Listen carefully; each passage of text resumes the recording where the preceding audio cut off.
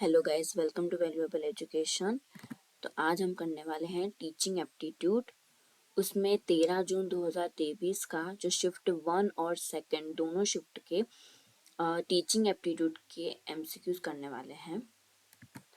तो उसमें फर्स्ट है शिफ्ट 1 के पहले तो हम करेंगे। तो उसमें फर्स्ट क्वेश्चन है, which of the following are not the characteristics of teacher centred method of teaching. तो not the characteristics of teacher centred हमें देखना है।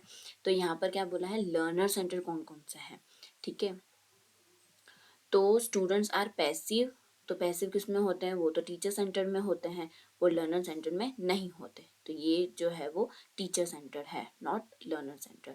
दूसरा है, teachers act as facilitator for learning. तो ये जो है वो लर्नर सेंटर में होगा। टीचर जो है वो फैसिलिटेटर होता है लर्निंग में, तो वो किस में होगा, लर्नर सेंटर में होगा। तो ये भी हमारा एक आंसर हो गया। फिर है कि टीचर डायरेक्ट्स लर्निंग एक्टिविटीज। तो जो टीचर है वो डायरेक्ट करता है लर्निंग एक्टिविटी को, तो वो किस में हो गया, वो हो गया टीचर सेंटर का, वो लर्नर सेंटर नहीं है। ठीक है, तो एक तो बी हमारा लर्नर सेंटर है और ये टीचर डायरेक्ट करता है, तो वो तो टीचर सेंटर हो गया। और learning is based on collaboration between student. तो स्टूडेंट जो है वो सब साथ में मिलकर काम करते हैं, तो वो तो लर्नर सेंटर हो गया। तो ये भी एक लर्नर सेंटर है। Learning is based on student interest. तो स्टूडेंट जो है वो अपने इंटरेस्ट के हिसाब से सीखते हैं, तो वो भी लर्नर सेंटर हो गया। ठीक है, तो यहाँ पर बी, डी और ई जो है वो लर्नर सेंटर है। क्या है, लर्नर सेंटर है, वो टीचर सेंटर नहीं है। तो सी जो है वो हमारा आंसर हो गया, B, D and E only. तो ये जो है वो हमारा आंसर है। उसके बाद टीचर सेंटर और लर्नर सेंटर का यहाँ पर मैंने डिफरेंस रखा हुआ है कि टीचर सेंटर क्या होता है कि जहाँ पर टीचर सारी चीज़ें जो है वो टीचर ही पढ़ाता है, knowledge is given by teacher. ठीक है, और यहाँ पे लर्नर सेंटर में क्या होता है, knowledge is constructed by student, student खुद ही नॉलेज गेन करता है। यहाँ पर जो है टीचर सेंटर में focus is on the educator, यहाँ पर जो है वो एजुकेटर पे फोकस होता है।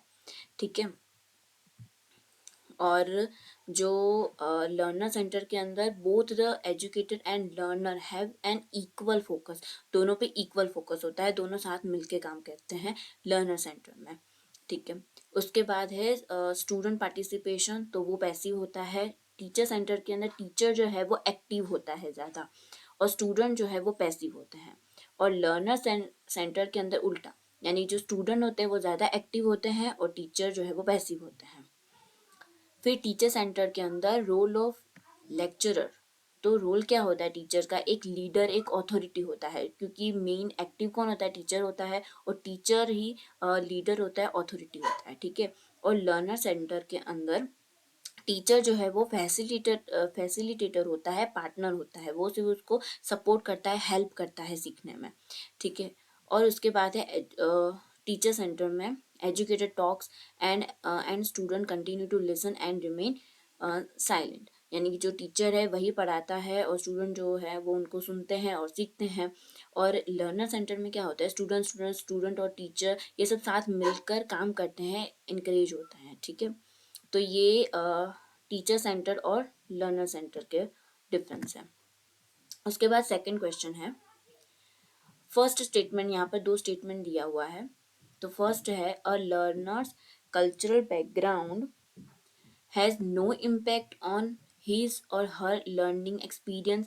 तो जो लर्नर का जो कल्चरल बैकग्राउंड है कि वो किस कल्चर से है, तो वो कोई भी इम्पैक्ट नहीं करता लर्निंग एक्सपीरियंस पे। तो ये तो गलत है, इम्पैक्ट तो करता ही है ना। तो ये स्टेटमेंट जो है वो गलत है, यानी ये स्टेटमेंट क्या है, फॉल्स है। जो लर्नर का जो कल्चरल बैकग्राउंड है वो उसके लर्निंग एक्सपीरियंस पे इम्पेक्ट करता है, उसका कल्चरल, उसका रिलीजन क्या है, तो इस पे वो इम्पेक्ट करता है। और दूसरा स्टेटमेंट है, gender is not a strong predictor of academic achievement. तो हाँ, ये सही बात है, जेंडर जो है वो स्ट्रॉन्ग प्रिडिक्टर नहीं है एकेडमिक अचीवमेंट के लिए, कि वो मेल हो या फीमेल हो, इससे कोई फर्क नहीं पड़ता। ठीक है, तो फर्स्ट स्टेटमेंट क्या है, गलत है, और सेकंड क्या है, ट्रू है। तो फोर्थ जो है वो हमारा आंसर है यहाँ पर। उसके बाद है third question, which of the following is a tool used for creating and sharing online learning games. यहाँ पर क्या लिखा हुआ है, ऑनलाइन लर्निंग गेम्स के लिए कौन सा टूल यूज होता है, तो गेम के लिए कौन सा यूज होता है, ये कुहूट यूज होता है, थर्ड नंबर का कुहूट। तो अभी ये तीन क्या है वो भी हम देख लेते हैं, मेंटीमीटर, पेडलेट, कुहूट और जूम क्या है वो भी हम देख लेते हैं। तो कुहुत क्या है, एक online game based learning platform है। यहाँ पर कि ये क्या है, Kahoot game based learning platform है। यहाँ पर जो है वो कैसे यूज होता है, used for creating and sharing learning games, quizzes और इंटरेक्टिव एक्टिविटीज। यहाँ पर ये सारी चीजें करने के लिए ये यूज होता है, Kahoot game based learning platform है। फिर मेंटीमीटर, मेंटीमीटर क्या है, Mentimeter is an interactive presentation tool है। ठीक है, यहाँ पर क्या होता है, लाइव पोल्स होते हैं, वर्ड क्लाउड्स, फिर क्विजीज, मल्टीपल चॉइस क्वेश्चन, ये सारी चीजें हम यहाँ पर कर सकते हैं। खासकर ये आपको याद रखना है, लाइव पोल्स के लिए यूज होता है मेंटीमीटर। मेंटीमीटर क्या है, एक इंटरेक्टिव प्रेजेंटेशन टूल्स है, और किसके लिए यूज होता है, लाइव पोल्स के लिए। ये आपको याद रखना है, वर्ड लाइव पोल्स के लिए क्या यूज होता है, तो मेंटीमीटर। ठीक है, और उसके बाद है पेडलेट। तो पेडलेट क्या है, एक वर्चुअल बुलेटिन बोर्ड है। ठीक है, क्या है, वर्चुअल बुलेटिन बोर्ड है। ये एक टाइप का ऑनलाइन नोटिस बोर्ड है, ऑनलाइन नोटिस बोर्ड, कि जिस पर क्या करते हैं, जिस पे जो स्टूडेंट और टीचर्स जो है वो नोट्स को पोस्ट करते हैं, और उसके बाद सारे लोग, मतलब कोई भी टीचर्स या फिर स्टूडेंट है वो पोस्ट करते हैं, जैसे कि लिंक हो गया, वीडियो हो गए, वीडियोस, इमेजेस, डॉक्यूमेंट फाइल्स, ये सारी चीज़ें पोस्ट करते हैं। और बाकी सारे लोग जो हैं, अदर लोग, वो उस पर कमेंट भी कर सकते हैं, रिएक्ट भी कर सकते हैं इन सारी पोस्ट को। तो एक क्या है, ये पेडलेट एक वर्चुअल बुलेटिन बोर्ड है। तो ये तीन समझ में आ गए। कुहुत क्या है, गेम बेस्ड लर्निंग प्लेटफॉर्म है। गेम बेस्ड लर्निंग प्लेटफॉर्म कौन सा है, तो कुहुत। मेंटीमीटर इंटरेक्टिव प्रेजेंटेशन टूल है, और इस पे हम लाइव पोल्स भी कर सकते हैं। ये लाइव पोल्स आपको खास याद रखना है, वो मेंटीमीटर में यूज होता है। और पेडलेट जो है वो क्या है, वर्चुअल बुलेटिन बोर्ड है। उसके बाद फोर्थ नंबर का क्वेश्चन है, लिस्ट 1 और लिस्ट 2 दिया हुआ है। यहाँ पर 3 अप्रोचेस दिए हुए हैं एजुकेशन के, और यहाँ पर डिसिप्लिनरी एस्पेक्ट दिए हुए हैं। तो फर्स्ट है टीचर सेंटर। तो टीचर सेंटर क्या है, जहाँ पर टीचर एक्टिव होता है और स्टूडेंट क्या होता है, पैसिव होता है। ठीक है, तो जहाँ पर टीचर का रोल ज्यादा होता है वो टीचर सेंटर होता है। टीचर जो पढ़ाता है, स्टूडेंट वही समझते हैं। ठीक है, वही देखते हैं। और तो टीचर सेंटर में क्या आएगा, इम्पोज्ड आएगा। ठीक है, और उसके बाद है लर्नर सेंटर। तो लर्नर सेंटर के अंदर क्या होता है, लर्नर एक्टिव होते हैं ज्यादा, वो साथ में मिलकर काम करते हैं, साथ सीखते हैं। और टीचर क्या होता है, वो पैसिव होता है। तो शेयर्ड एंड पार्टिसिपेटरी किस में आएगा, लर्नर सेंटर में आएगा, शेयर्ड एंड पार्टिसिपेटरी। और तीसरा है लर्निंग सेंटर, तो वो क्या आएगा, सेल्फ कंट्रोल्ड आएगा इसमें। ठीक है, तो ये सी जो है वो इसका आंसर हो गया। ए में 2 यानी टीचर सेंटर क्या होगा, इम्पोज होगा, कोई भी चीज को रखना। ठीक है, टीचर सेंटर इम्पोज हो गया। फिर लर्नर सेंटर जहाँ पर शेयर्ड और पार्टिसिपेटरी, और जो लर्निंग सेंटर है वहां पर सेल्फ कंट्रोल्ड। उसके बाद है फिफ्थ है, What are the various silent features of formative evolution? यहाँ पर क्या दिया हुआ है, फॉर्मेटिव के लिए। ठीक है, तो फॉर्मेटिव के कौन कौन से फीचर्स हैं, तो यहाँ पर दिए हुए हैं फीचर्स सारे। तो it provides feedback to the teachers to use teaching strategies according to the needs of the learners. तो हाँ, यहाँ पर फीडबैक तो प्रोवाइड होता ही है, तो फॉर्मेटिव के अंदर फीडबैक भी होता है। तो ए तो हमारा आंसर होगा एक। उसके बाद है B, it helps learners to actively and continuously engage in learning। तो हाँ, ये भी होता है कि it helps learners to actively and continuously engage रहे लर्निंग के अंदर, तो वो भी फॉर्मेटिव में होगा, ये फीडबैक वाला और ये। ओके, उसके बाद है it helps in enhancing the learning abilities of the learner. तो हाँ, एनहेंस भी करता है लर्निंग एबिलिटी को, तो ये भी सही है। ठीक है, और उसके बाद डी है, it contributes to the overall grading and certification of the learner. तो ग्रेडिंग और सर्टिफिकेशन जो है वो फॉर्मेटिव में नहीं होता, वो समेटिव में होता है। ठीक है, फिर ई है, sums up how much a student has learned over a period of time. तो उसने पूरा over a period of time में स्टूडेंट ने कितना सीखा है, तो वो जो है वो भी समेटिव में होता है, फॉर्मेटिव में नहीं होता। तो हमारा आंसर क्या होगा? 3। ए बी सी जो है वो फॉर्मेटिव इवोल्यूशन के फीचर्स होंगे। तो यहाँ पर टोटल 4 इवोल्यूशन है, टाइप्स ऑफ इवोल्यूशन में। फर्स्ट है प्लेसमेंट। तो प्लेसमेंट में क्या होता है? टू नो एंट्री बिहेवियर, यानी टीचिंग से पहले का जो भी होता है ना, उसे कहते हैं placement evolution. It is done just before teaching start होती है उसके पहले जो भी होता है उसे कहते हैं, जो भी टेस्ट वगैरह होते हैं, एग्जाम होते हैं, उसे कहते हैं प्लेसमेंट इवोल्यूशन। क्या जानने के लिए? तो प्रीवियस नॉलेज क्या है बच्चे की, वो जानने के लिए हम करते हैं प्लेसमेंट इवोल्यूशन। ठीक है, उसके बाद है फॉर्मेटिव इवोल्यूशन, जो हमने अभी क्वेश्चन में देखा फॉर्मेटिव के कौन कौन से फीचर है। तो फॉर्मेटिव क्या होता है? इंटरनल वैल्यूएशन भी कहते हैं हम उसको, उसका दूसरा नाम क्या है? Internal valuation. वो किस पे फोकस करता है? प्रोसेस पे करता है। जो हम ड्यूरिंग द कोर्स, यानी कि ड्यूरिंग द टीचिंग, पढ़ाने के समय जो भी इवोल्यूशन होता है उसे हम कहते हैं formative evolution throughout the course, यानी during the course. To provide continuous feedback हमें प्रोवाइड करता है। ठीक है, और आइडेंटिफाई गैप्स एंड एनहेंस और इम्प्रूव लर्निंग को क्या करता है? इम्प्रूव करता है, एनहेंस करता है, और ये ड्यूरिंग द कोर्स होता है। यहाँ पर हमें कंटिन्यूअसली फीडबैक भी मिलता रहता है। ठीक है, तो फॉर्मेटिव। और तीसरा नंबर का है डायग्नोस्टिक इवोल्यूशन। वो भी क्या होता है? ड्यूरिंग द कोर्स ही होता है, बट ये क्या करता है? To solve learning difficulties. यहाँ पर ये आपको याद रखना है, टू सॉल्व लर्निंग डिफिकल्टीज को सॉल्व करने के लिए यूज होता है। Cause and remedies. ठीक है, it is more comprehensive and detail. It is done at any time in the programme to pin point anything wrong in the programme, यानी कि कुछ भी गलत हो रहा हो, कुछ भी रॉन्ग हो रहा हो, तो उसको पिन पॉइंट करने के लिए, कोई भी डिफिकल्टीज आ रही हो तो उसको सॉल्व करने के लिए डायग्नोस्टिक इवोल्यूशन यूज होता है।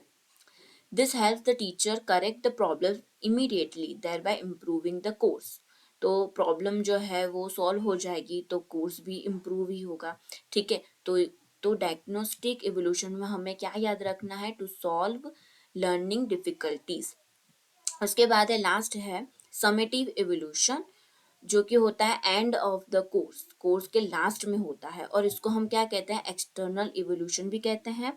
To certify the learner, certify करने के लिए, और कंसर्न विथ प्रोडक्ट। ठीक है, done at the end of the course के लास्ट में ये होता है समेटिव इवोल्यूशन। जैसे आपके एग्जाम हो गई, कोई भी टेस्ट हो गया, कोई भी रिपोर्ट हो गया, ओरल रिपोर्ट हो गया, प्रोजेक्ट हो गया, टर्म पेपर हो गए, टीचर मेड अचीवमेंट टेस्ट, कोई भी टेस्ट बना दिया। इट शोज हाउ गुड और how satisfactory the student is in accomplishing the objective of instruction. जो भी टीचिंग के ऑब्जेक्टिव है वो स्टूडेंट ने कितना अच्छा किया है, कितना सेटिस्फैक्टरी किया है एक स्टूडेंट ने, वो देखने के लिए हम करते हैं समेटिव इवोल्यूशन। तो उसके अंदर हम ग्रेडिंग वगैरह भी करते हैं, तो वो एंड ऑफ द कोर्स होता है। तो ये 4 हो गए। एक है प्लेसमेंट, जो एंट्री बिहेवियर यानी जो टीचिंग के पहले होती है, फॉर्मेटिव इवोल्यूशन और डायग्नोस्टिक इवोल्यूशन जो ड्यूरिंग द कोर्स होता है, और समेटिव इवोल्यूशन जो eight the end of the course होता है। तो ये 4 हो गए इवोल्यूशन, मोस्ट इम्पॉर्टेंट है ये। उसके बाद है 13 जून 2023 का शिफ्ट 2 के क्वेश्चंस। तो उसमें क्वेश्चन नंबर 1 है, which of the following is an example of an inclusive learning environment. अब यहाँ पर क्या लिखा हुआ है?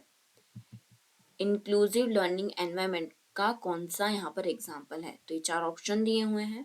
फर्स्ट है a classroom where students are expected to conform to strict set of rules. यहाँ पर दिया हुआ strict set of rules and regulation, तो ये तो इंक्लूसिव लर्निंग एनवायरमेंट का नहीं है।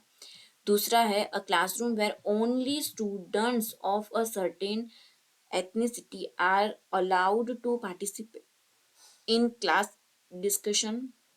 तो नहीं, यहाँ पर जो ओनली स्टूडेंट जो है वो गलत हो गया, सिर्फ क्या स्टूडेंट ही पार्टिसिपेट कर सकते हैं, तो वो गलत है।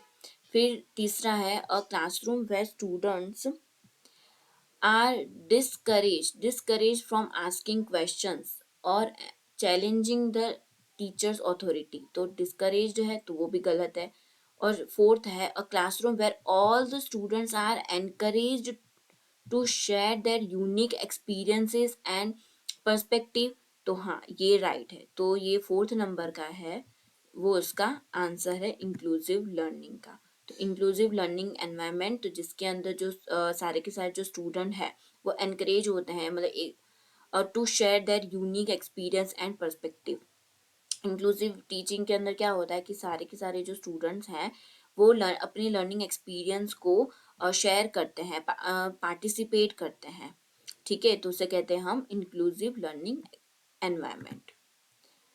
उसके बाद सेकंड क्वेश्चन है, स्टेटमेंट यहाँ पर दिए हुए हैं दो स्टेटमेंट। तो फर्स्ट स्टेटमेंट है teaching at the understanding level. यहाँ पर क्या लिखा हुआ है, अंडरस्टैंडिंग लेवल के बारे में। ठीक है, involves encouraging student to think critically and reflect on their learning experience। तो अंडरस्टैंडिंग लेवल के अंदर हम क्रिटिकली थिंक और रिफ्लेक्ट वगैरह थोड़ी होता है, तो वो तो रिफ्लेक्टिव लेवल में होता है। तो फर्स्ट स्टेटमेंट है जो है वो गलत है। ये जो है वो रिफ्लेक्टिव लेवल में होता है, अंडरस्टैंडिंग में नहीं। क्रिटिकल थिंकिंग और reflect on their learning experience वो रिफ्लेक्टिव लेवल में होता है, अंडरस्टैंडिंग में नहीं। फिर स्टेटमेंट 2 दिया हुआ है teaching at the memory level. Memory level के बारे में है अभी। Involves road memorisation and does not encourage critical thinking. तो हाँ यहाँ पर जो रट्टा लगाते हैं ना हम, तो वो होता ही है। और does not encourage critical thinking, तो हाँ वो क्रिटिकल थिंकिंग तो रिफ्लेक्टिव में होता है, यहाँ पर मेमोरी लेवल में नहीं होता। तो जो सेकंड स्टेटमेंट है वो राइट है।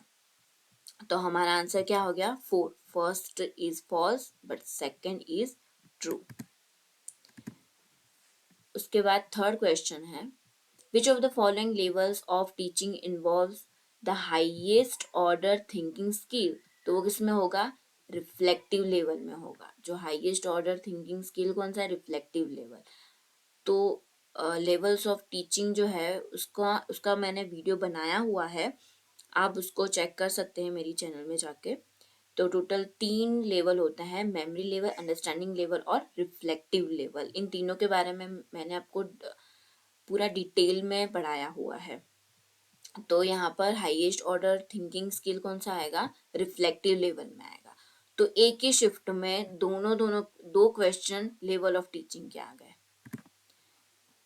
उसके बाद है fourth question, if Ram is not able to understand certain concept in a particular subject and is continuously performing poorly in that subject, which evolution test will have to be conducted to know the cause of his difficulties। या गया ना, cause of his difficulties, वो किस में था, diagnostic evolution में था। ये मैंने आपको इवोल्यूशन का करवाया है, इसका मैंने अलग से वीडियो भी बनाया हुआ है। और शिफ्ट 1 में भी इसका क्वेश्चन आया है और शिफ्ट 2 में भी आ गया। ये है डायग्नोस्टिक इवोल्यूशन लर्निंग डिफिकल्टीज को सॉल्व करने के लिए। अब फिफ्थ नंबर का क्वेश्चन है which of the following are the online tools used for creating and sharing mind maps. अब यहाँ पर ना माइंड मैप के लिए कौन कौन से टूल्स यूज होते हैं माइंड मैप्स के लिए। तो यहाँ पर एक तो होगा गूगल, दूसरा होगा माइंड मिस्टर और तीसरा है मायरो। तो ये तीन जो है वो यूज होता है माइंड मैप्स के लिए। तो ये हमारा आंसर हो गया ए, सी एंड ई। और बाकी जो फ्लिप ग्रिड और गूगल फॉर्म क्या है वो भी हम आगे समझ लेते हैं, और इन तीनों के अलावा भी बहुत सारे माइंड मैप्स होते हैं, वो भी हम देख लेते हैं। The online tools used for creating and sharing mind maps. Mind map को बनाने के लिए कौन कौन से यूज होते हैं, तो एक तो है Google, MindMeister, Miro, XMind, MindManager, FreeMind, मिंडो Mindomo, SmartDraw, Lucidchart. ये सारे जो हैं वो माइंड मैप्स हैं। और इसके अलावा भी बहुत सारे हो सकते हैं। ज़्यादातर जो माइंड मैप के जो टूल है ना तो उसके नाम के आगे पहले माइंड तो होता ही है, जैसे ये देखो mind manager, x mind, mind mister, free mind, ये सारे, ठीक है। तो ये सारे क्या है, माइंड मैप्स के टूल्स हैं। और उसके बाद है फ्लिपग्रिड। तो फ्लिपग्रिड क्या है, फ्लिपग्रिड जो है वो वीडियो शेयरिंग टूल है। यहाँ पर क्या है, ये फ्लिपग्रिड एक वीडियो शेयरिंग टूल है। Teachers can easily create grids that encourage video discussion, जो है वो वीडियो डिस्कशन को एनकरेज करता है। वो ग्रिड बनाते हैं टीचर, छोटे छोटे शॉर्ट्स बनाते हैं, वीडियोस बनाते हैं टीचर, और उनको क्या करते हैं, पोस्ट करते हैं, क्वेश्चंस को पोस्ट करते हैं। Student reply with a video answer, student भी उस वीडियो आंसर का क्या करते हैं, रिप्लाई देते हैं। तो फ्लिपग्रिड क्या है, सिंपली एक है वीडियो शेयरिंग टूल है फ्लिपग्रिड। और फिर और दूसरा है गूगल फॉर्म। तो गूगल फॉर्म तो आप सबको पता ही होगा, वो क्या करता है, एक ऑनलाइन फॉर्म होता है या फिर surveys with multiple question types. एक सर्वे होता है, एक फॉर्म होता है जिसमें बहुत सारे मल्टीपल क्वेश्चन टाइप्स के क्वेश्चन सारे होते हैं, और उसके हम आंसर देते हैं। Analyse result in real time from any device, हम फोन से भी कर सकते हैं, कोई भी डिवाइस से कर सकते हैं हम, ठीक है। तो वो होते हैं गूगल फॉर्म। तो ये हो गया हमारा 5th क्वेश्चन। तो हमने टीचिंग एप्टीट्यूड का शिफ्ट 1 और सेकंड दोनों के क्वेश्चन कर लिए हैं। Thank you so much. आपको ये वीडियो पसंद आया हो तो उसको लाइक, शेयर और सब्सक्राइब जरूर करिएगा। Thank you.